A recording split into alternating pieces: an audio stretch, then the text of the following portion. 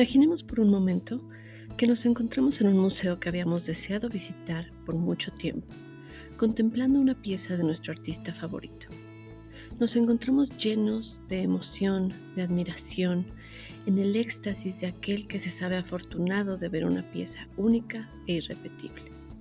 Posiblemente hemos estudiado la historia y la técnica del autor, sabemos del origen de la obra, quizá imaginamos el espacio y momento del día en que fue pintado.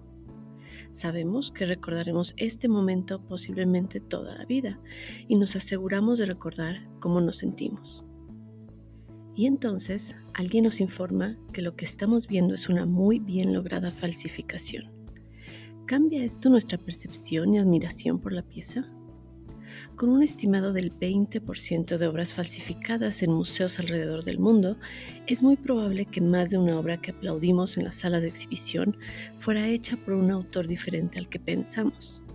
Aunque es cada vez más fácil identificar posibles falsos a través de la tecnología, se sabe que los museos se encuentran en una posición precaria, poniendo en peligro la palabra de famosos y respetados expertos que perderían toda credibilidad y colecciones que perderían todo su valor monetario de ser descubiertos. Claro, antes de saltar a la falsificación como crimen, debemos hacer un espacio a la copia como aprendizaje. La copia de las obras de los grandes artistas ha sido una práctica habitual y respetada en los talleres y escuelas de pintura desde la antigüedad. Ayuda no solo en el perfeccionamiento de la técnica, sino también para adentrarse en el estado mental del maestro, para adquirir conocimiento de otros estilos y otras épocas, y sobre todo para progresar en el oficio y habilidad propia. Es decir, copias que son una reproducción que imita material y técnicamente una obra original, pero no tienen como fin el engaño. Aquí, por ejemplo, vemos El rapto de Europa, de Tiziano, después copiado por Pedro Pablo Rubens, de estilo exuberante y dinámico. Vemos cómo el copista no busca una imitación inmediata, sino un estímulo y una inspiración para su propio desarrollo pictórico. Vemos aquí nuevamente a estos artistas representando a Adán y Eva.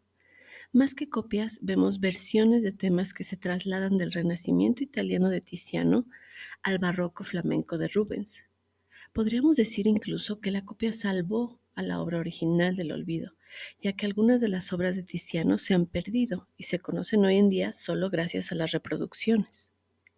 Rubens decide hacer cambios ligeros en la composición que sirven para que Adán no necesite cubrir su desnudez con hojas. Con un pequeño giro del torso se corrige esa desnudez.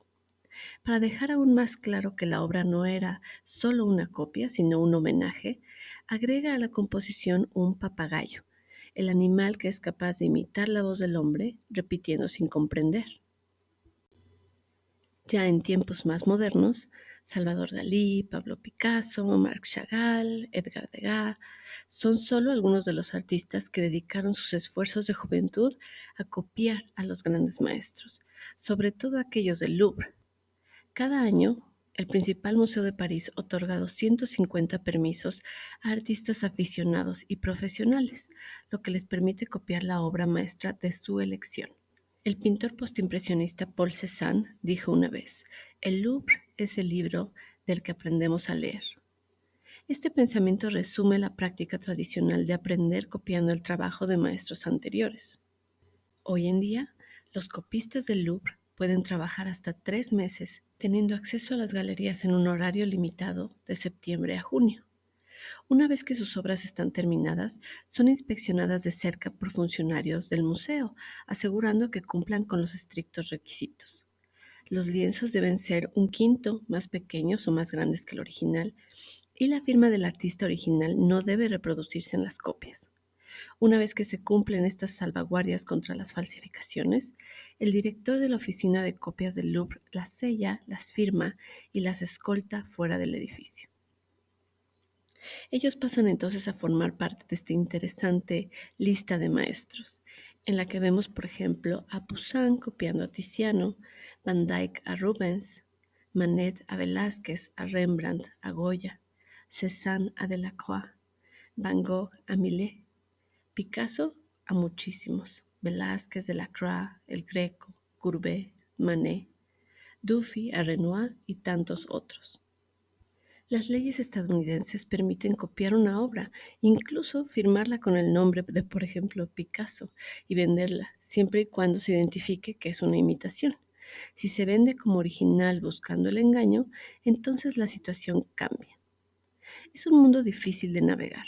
Hoy en día, juntas de autenticación y expertos en arte están cada vez menos dispuestos a autenticar obras debido a esta posibilidad de ser demandados por una atribución incorrecta. El arte, para préstamo o adquisición en un museo de prestigio, debe tener un historial de exposiciones, publicaciones, registros de ventas rastreables, aunque no muchos realizan análisis científicos, ya que no es un procedimiento estándar y es muy costoso. Algunos maestros antiguos y modernos se encuentran típicamente entre los más copiados.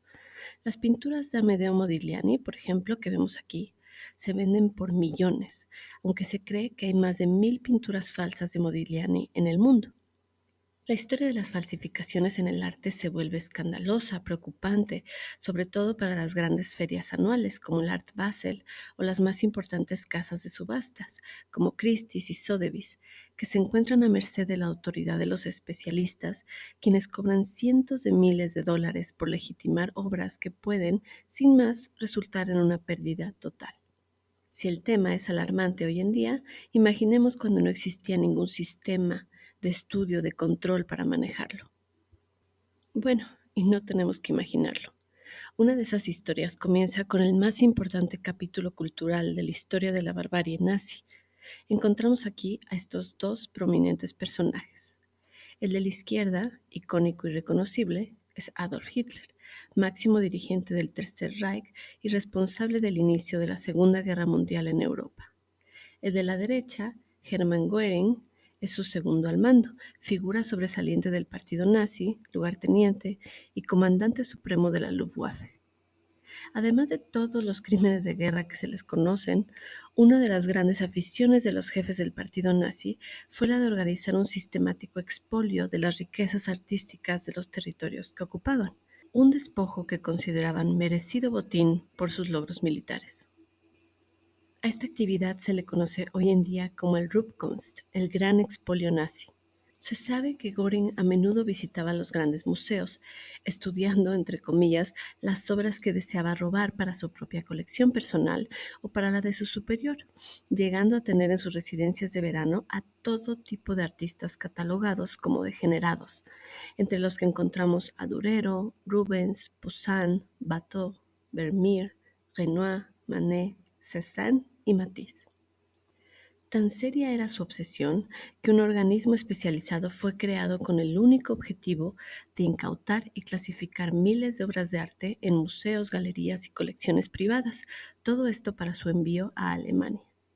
En mayo de 1945, el ejército norteamericano hallaba escondida en una mina de sal en Austria la colección privada de Hermann Göring, un catálogo único en su género que estuvo guardado durante más de 70 años en los archivos diplomáticos del Quai d'Orsay, en París, y en varios depósitos de provincia. Estas obras habrían salido de la vista pública después de formar parte de la Exposición de Arte Degenerado en Múnich de 1937, un catálogo que tenía como objetivo, según las autoridades del Führer explicarían, el revelar las metas e intenciones de este movimiento filosófico, político y moral y las fuerzas motrices de una corrupción que les motivaba. Se colgaron entonces los cuadros, muchos de ellos chuecos, torcidos en los muros, con insultos pintados en las paredes, para hacerles parecer como arte extraño y ridículo, como un espectáculo monstruoso, degenerado, con salas tituladas por Hitler con nombres como la Sala de la Locura. Los artistas fueron tachados de dementes o criminales, una influencia que Hitler quería ver purgada de su nación, quizá un poco por envidia del camino de artista que no pudo tomar, ¿no?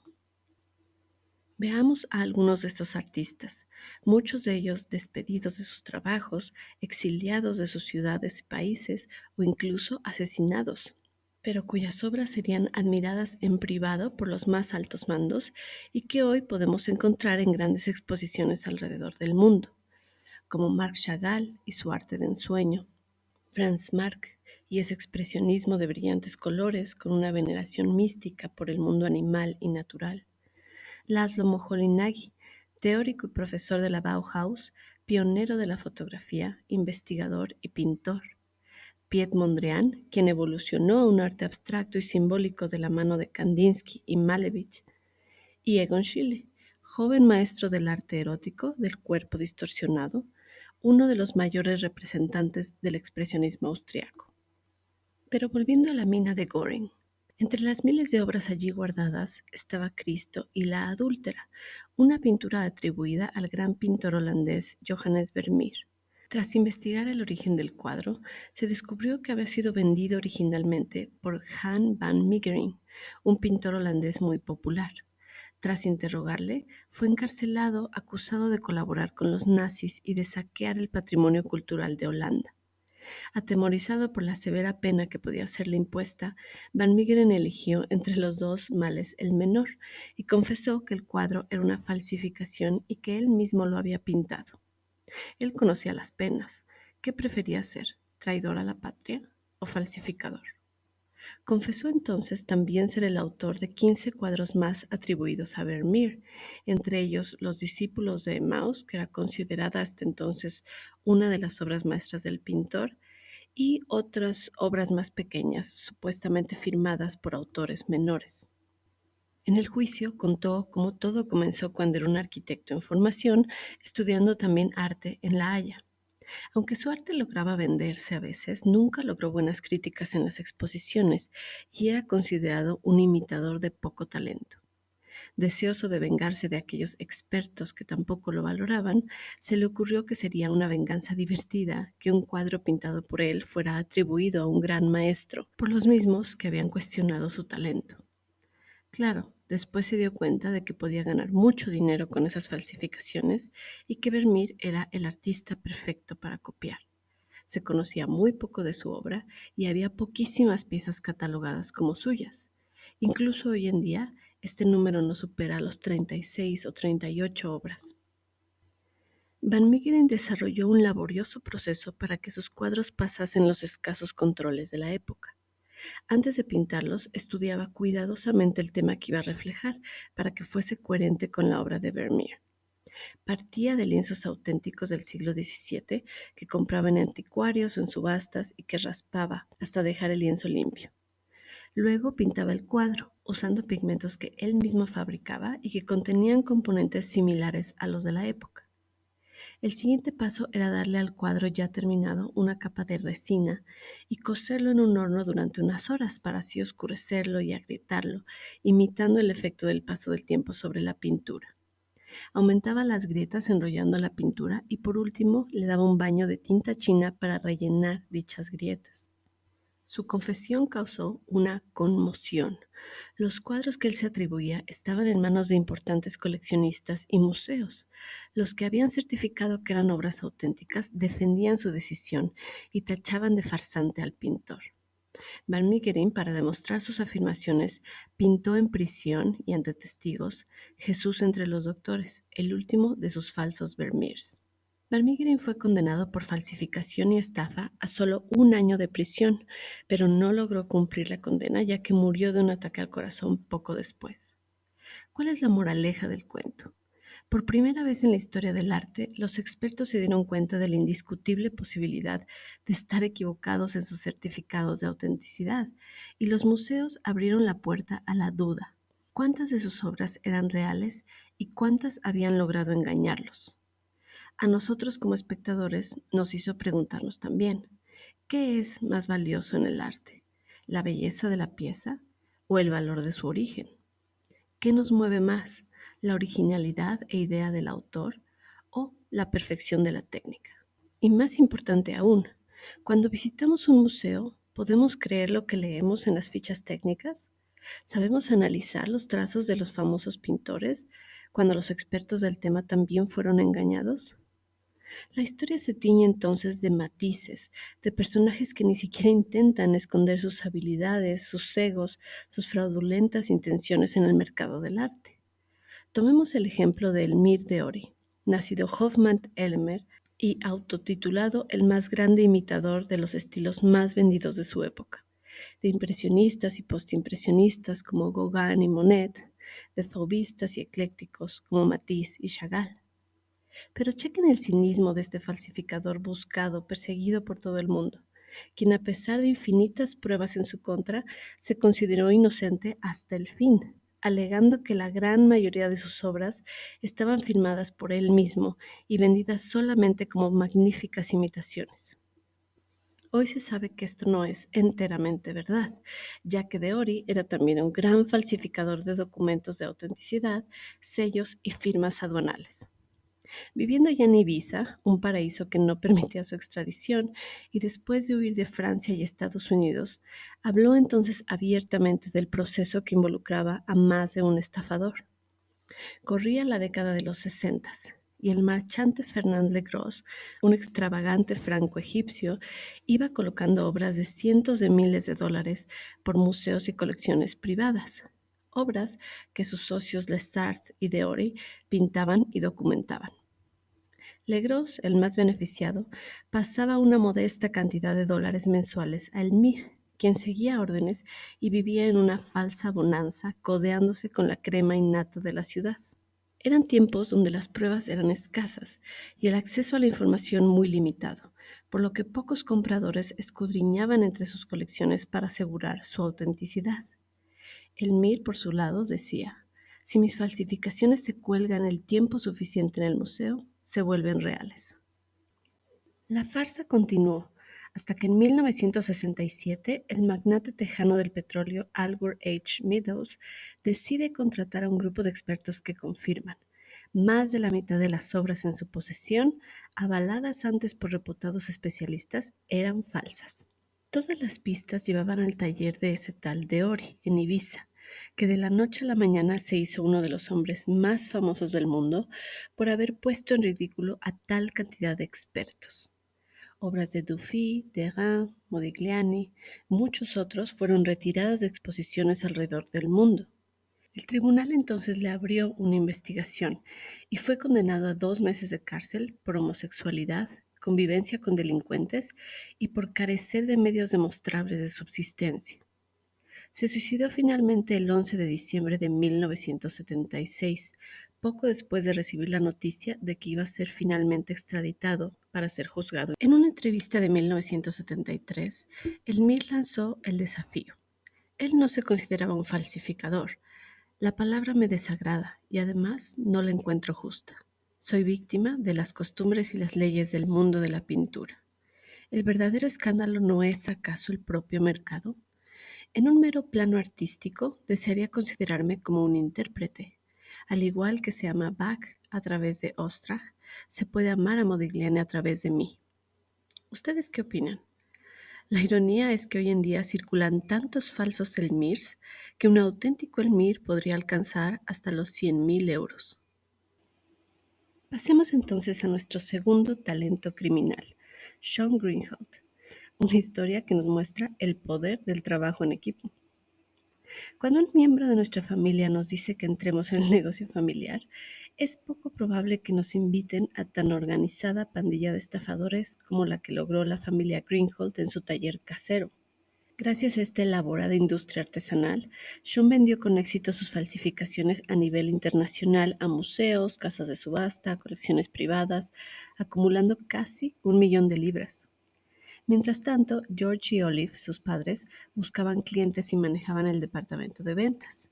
Y el hermano, George Jr., administraba el dinero y otras operaciones del embauco. Otros miembros de la familia se involucraron además para ayudar a establecer la legitimidad de las obras. Esto incluía al padre de Olive, el abuelo, que era dueño de una galería de arte, y un bisabuelo que parecía haber tenido la previsión de comprar bien en las subastas. Scotland Yard ha descrito a la familia como posiblemente el equipo de falsificación más diverso del mundo. ¿Pero qué obras vendían? Sean Greenhalgh dejó la escuela a los 16. Artista autodidacta, indudablemente influenciado por su trabajo como anticuario, elaboraba sus falsificaciones a partir de bocetos, fotografías, libros de arte, catálogos. Se expandió entonces a todo tipo de artesanías, desde la pintura en pasteles y acuarelas hasta bocetos y esculturas, tanto modernas como antiguas, bustos, estatuas, bajorrelieves, trabajos en metal. Hacía una investigación meticulosa para autenticar sus piezas con historias y procedencia, por ejemplo, cartas falsas de los supuestos artistas, con el fin de demostrar el origen de su propiedad. Los padres fueron quizá los más importantes, porque ayudaron a establecer una explicación lógica de por qué los Greenhalgh tenían posesión de tales artículos en primer lugar, es decir, que tenían reliquias familiares. Su padre, dijeron las autoridades después, parecía honesto, era ya anciano y aparecía ante los posibles compradores en una silla de ruedas. Así de fácil era el engaño. En el 99 los Greenhalgh comenzaron su proyecto más ambicioso. Compraron un catálogo de 1892 que enumeraba los contenidos de una subasta importante. Entre los elementos enumerados había 8 figuras egipcias. Utilizando la vaga descripción del catálogo, Greenhalgh fabricó la llamada Princesa de Amarna, una estatua de 20 pulgadas aparentemente hecha de un impresionante alabastro translúcido. Realizada en el estilo egipcio del periodo de Amarna de 1350 a.C., la estatua representa a una de las hijas del faraón Akenatón y la reina Nefertiti. En ese momento solo se sabía que existían otras 2 estatuillas similares en el mundo. Entonces Sean se puso manos a la obra, terminó su versión en 3 semanas, usando herramientas básicas de albañilería y haciéndola parecer vieja con una mezcla de té y arcilla. En 2003, después de consultar a expertos del Museo Británico y de Christie's, el Museo Bolton compró la princesa en 439.767 libras esterlinas, creyendo la historia, las cartas falsas de la familia, que decía haber encontrado la pieza en una colección olvidada del abuelo, quien supuestamente la había comprado en aquella subasta de 1892. Pero toda historia tiene un final, y Sean, dejándose llevar por sus éxitos anteriores, se descuidó y utilizó la misma historia de origen para una serie de supuestos relieves asirios. Después de levantar sospechas, las obras fueron catalogadas como burdas falsificaciones y la familia fue arrestada unos meses más tarde. Como hemos ya visto, motivaciones para la falsificación hay muchas. El demostrar que se puede, que se es hábil, la venganza hacia la mafia del arte, la burla hacia los grandes expertos, o como en el caso de John Mayat, el dinero, esa jugosa posibilidad de ganar unas 25,000 libras por cada fake vendido. Como otros, comenzó honesto, vendiendo piezas al estilo de Chagall, Le Corbusier, Dubuffet, Giacometti, todo como genuinos falsos por alrededor de unas 150 libras. Cuando John Drew, que era su coleccionista principal, le contó que había logrado colocar una de sus pinturas como original en la casa de subastas de Christie's, Mayat entró al fraude como cómplice voluntario. Cuando fue detenido, Mayat confesó de inmediato, estimando haber ganado alrededor de 275,000 libras, aunque la suma total de beneficios obtenidos que obtuvo Drew superó los 25 millones de euros. Quizá por el lado de Mayat fue el conocimiento de esta gran diferencia de ganancias el que lo impulsó a confesar y ayudar a condenar al marchante. No fue un crimen difícil de verificar. En casa de Drew se encontraron los materiales que había utilizado para falsificar certificados de autenticidad. Se demostró además que había alterado las procedencias de pinturas genuinas para vincularlas con las falsificaciones de Mayat, y además agregó documentos falsos a los archivos de varias instituciones para probar la autenticidad. En 1999, John Mayat fue condenado a 1 año de prisión por conspiración de fraude y fue puesto en libertad después de cumplir 4 meses de su condena. Drew fue sentenciado a 6 años por conspiración y cumplió 2. Después de su liberación, Mayat ha seguido pintando retratos por encargo y copias marcadas como falsificaciones, las cuales se han vendido por hasta 45,000 libras en su página de falsificaciones legítimas. Además de un programa televisivo y una película que se encuentra en producción, John Mayat ahora trabaja junto con la policía para ayudar a exponer a otros estafadores. Ha llegado a decir de su obra: cuando pinto al estilo de uno de los grandes, no estoy simplemente creando una copia, una pálida imitación del original. Así como un actor se sumerge en un personaje, yo me meto en la mente y en la vida de cada artista. Adopto sus técnicas, busco la inspiración detrás de la visión del mundo de cada gran artista. Entonces, y solo entonces, empiezo a pintar una falsificación legítima. ¿Qué tendrán los ingleses con la falsificación? Que Eric Hepburn es ya el tercero de nuestra lista de hoy. Eso sí, fue el primero en haber obtenido sus habilidades a través de una educación formal en la Real Academia de Artes, la escuela de arte más prestigiosa del Reino Unido, lo que explicaría también por qué era aficionado de copiar de periodos más antiguos, o al menos más académicos, como el Renacimiento y el Barroco, con artistas como Piranesi, Van Dyck, Poussin, Mantegna o Rubens. Todo comenzó cuando, como estudiante, ganó el premio de plata y recibió una beca para irse a Roma, a donde se mudó definitivamente y comenzó a falsificar, avalado por historiadores de arte que declararon que sus obras eran genuinas.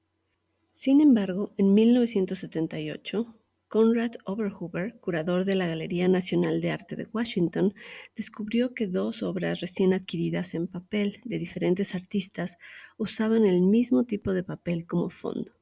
El comerciante de arte Colnaghi se refirió entonces de inmediato a su proveedor, Eric Hepburn.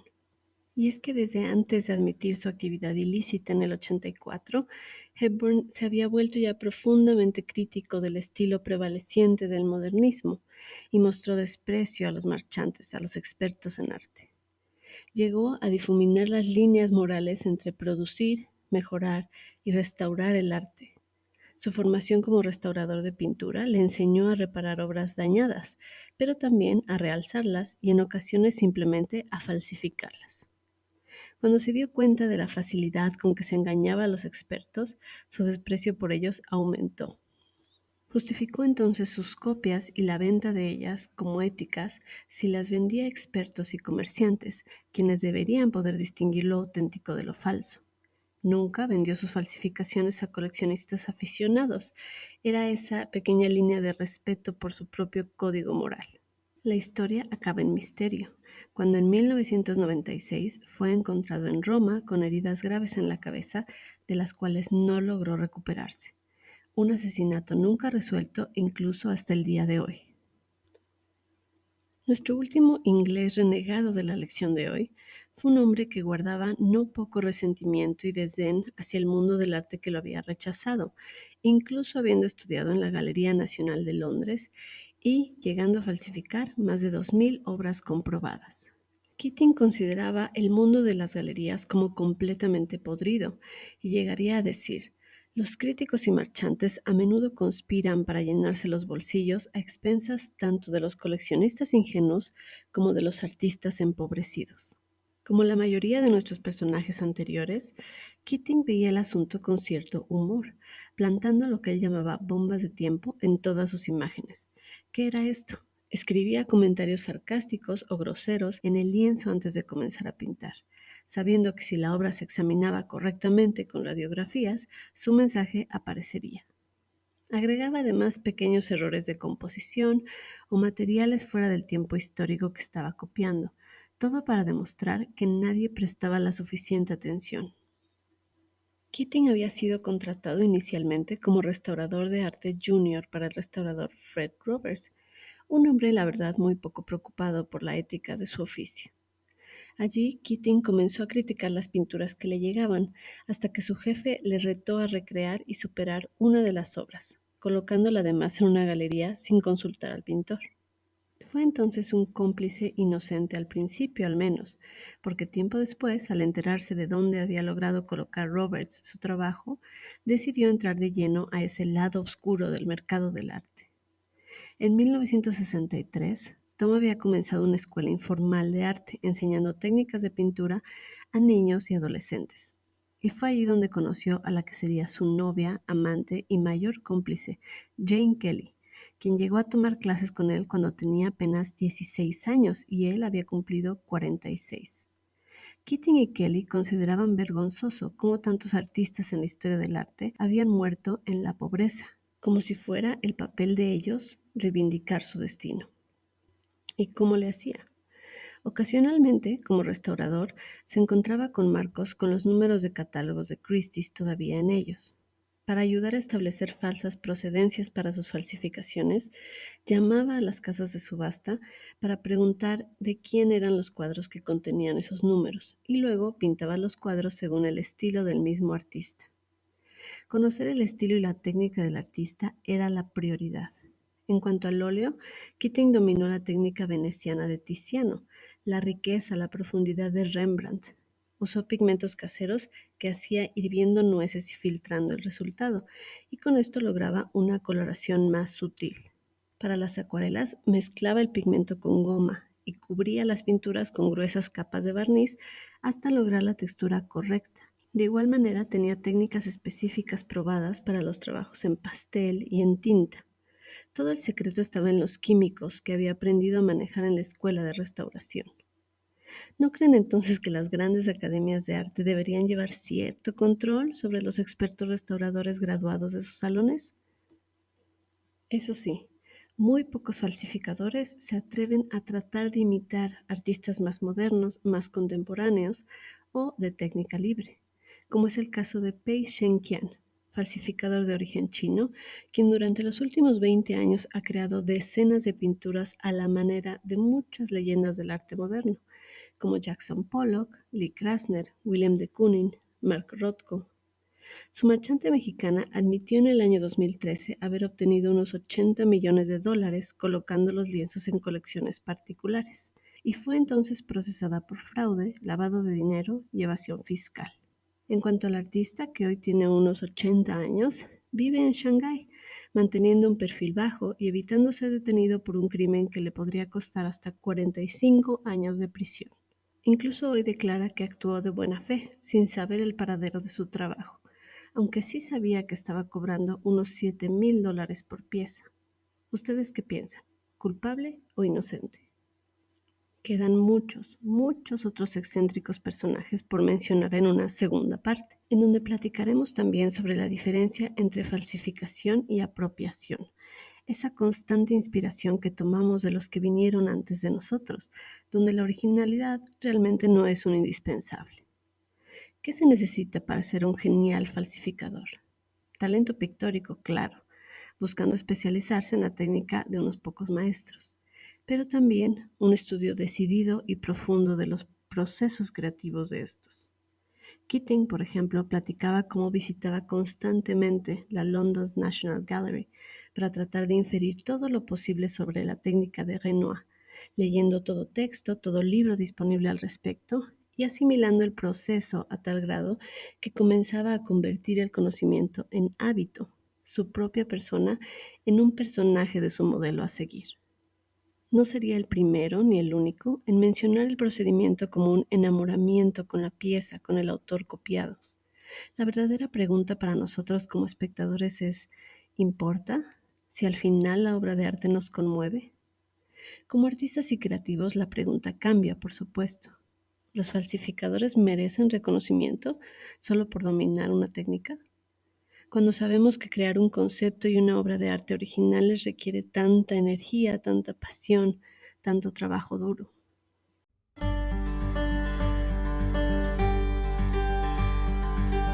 Es posible que detrás de estos grandes egos encontremos personajes con una gran inseguridad sobre su propio talento, buscando verse y reconocerse a través de los ojos de los grandes.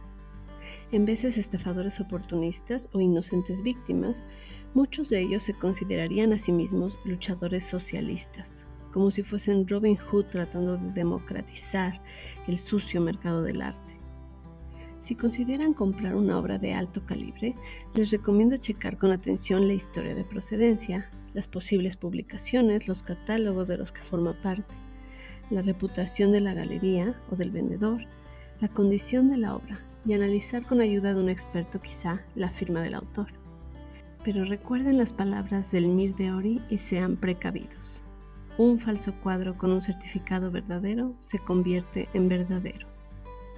Gracias por acompañarme en esta nueva edición de Historia de Arte de Bauhaus y nos vemos a la próxima.